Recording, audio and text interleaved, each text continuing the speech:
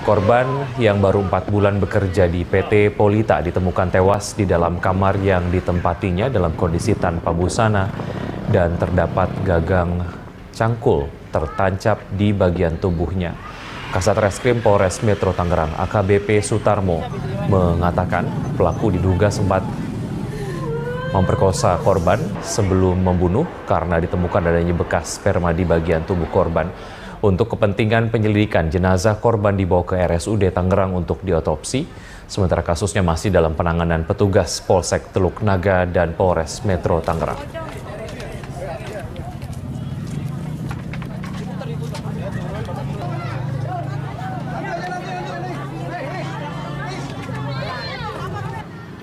Jam 8 ya, 8 pagi. Terus pernah cerita nggak punya masalah nggak sih korban? Nggak ada, Bang. Jarang cerita. Jarang cerita. Selama ini korban punya pasangan nggak, Pak? Punya pacar atau punya? Saya nggak pernah cerita. Dia mah orangnya nggak. Oh, berarti korban sangat tertutup gitu ya? Iya, tertutup. Motif belum bisa kita ketahui karena kita dalami dari beberapa periksaan saksi. Kalau motif diketahui nanti setelah tersangkanya bisa tertangkap. Kalau sekarang tersangkanya belum kita motifnya.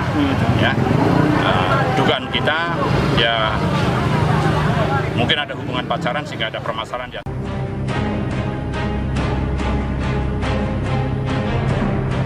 Tak butuh waktu lama bagi polisi untuk meringkus ketiga tersangka pembunuh EN, seorang karyawati 19 tahun yang ditemukan tewas di mes pabriknya dengan luka parah di bagian organ vitalnya.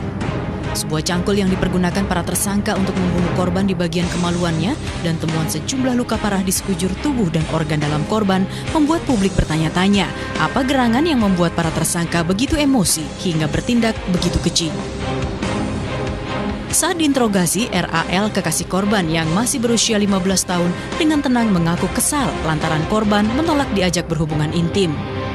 RA ternyata tidak saling mengenal dengan dua tersangka lainnya, IH dan RAL. Namun ketiganya rupanya memendam kebencian yang sama terhadap korban karena usahanya mendekati korban tak berbalas. Tersangka RAR mengaku kesal karena kerap diejek jelek dan pahit oleh korban. RA bertemu IH dan RAL di luar kamar korban secara tak sengaja setelah ajakannya berhubungan intim ditolak korban. Menurut pengakuan para tersangka, RAR lah yang memperkosa korban, sementara IH dan kekasih korban bersama-sama menyiksa dan membunuh menggunakan garpu serta memasukkan cangkul ke tubuh korban. Tersangka berdalih menggunakan cangkul karena tak menemukan pisau di kamar mes korban. Orang punya peran memacu, ada yang punya peran memasukkan, semua punya peran. Kalau hasil otopsi begitu, jadi masih sekarang saat cangkul dimasukkan. Korban EN 19 tahun memang diketahui adalah salah satu karyawati yang mencuri perhatian banyak pria, baik rekan kerjanya maupun warga sekitar. RA, kekasih korban, mengaku berkenalan dengannya usai pulang kerja dan kemudian menjalin komunikasi intens lewat pesan singkat.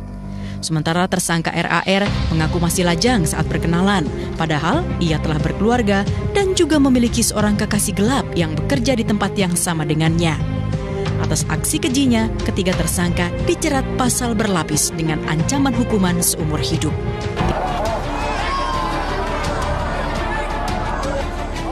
Dengan pengawalan ketat tersangka IH, RA, dan RAL digelandang ke lokasi tempat pembunuhan Eno Faria di mes kerja korban. Banyaknya warga yang ingin menyaksikan jalannya rekonstruksi membuat petugas memberi penjagaan ekstra ketat kepada tersangka. Dalam rekonstruksi ini terdapat 31 adegan diperagakan para tersangka untuk menghabisi nyawa Eno Faria. Olah TKP yang dilakukan polisi sendiri untuk melengkapi berkas penyelidikan terhadap para tersangka. Dari hasil pemeriksaan, pembunuhan sadis ini dilatar belakangi dendam IH yang ditolak berhubungan badan oleh korban. Rekonstruksi pembunuhan sadis yang menimpa Eno Faria, seorang buruh yang ditemukan tewas di kamar mesnya, sempat diwarnai kericuhan. Warga sekitar dan keluarga korban yang geram oleh ketiga pelaku sempat mengejar tersangka. Beruntung polisi yang mengawal ketiga pelaku langsung membawa pelaku ke dalam mobil untuk menghindari warga yang ingin menghakimi pelaku. Tidak hanya itu, kedatangan para pelaku pun disambut dengan sorak-sorai dari warga dan spanduk yang terbentang di lokasi yang menuntut agar pelaku dihukum mati. Perbuatannya biadab banget, keji aja ya itu pakai ditusuk pacul. Berarti hukuman mati Bu ya? Iya. Hukuman mati mau diapain Bu? Digantung atau diapain Bu? Tembus supaya aja berat-berat. Jadi bagaimana Bu pengennya? Ya pengennya mah dihukum seberat-beratnya. Dengan pengawalan ketat, ketika tersangka akhirnya berhasil digelandang ke lokasi tempat pembunuhan Eno Fariah di mes kerja korban. Dalam rekonstruksi ini terdapat 31 adegan diperagakan para tersangka untuk menghabisi nyawa Eno Fariah.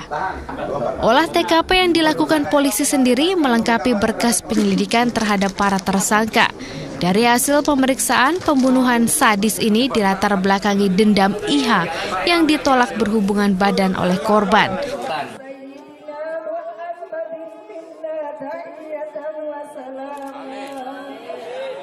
Air mata Khofifah Indar Parawangsa jatuh terurai, menyatu dengan kesedihan dan penderitaan keluarga almarhumah Eno Fariah. Rasa duka juga menyelimuti seluruh warga di Lebakwangi, Serang, Banten. Bersama ratusan warga, Menteri Sosial berziarah ke makam Eno dan menabur bunga pertanda ikut bela sungkawa.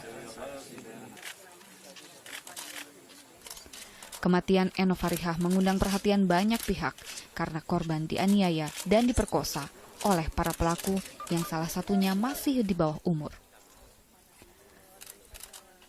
Perlakuan yang dialami oleh korban membuat Menteri Sosial berharap para pelaku mendapat pemberatan hukuman sesuai dengan Perpu yang saat ini sedang dibahas oleh pemerintah.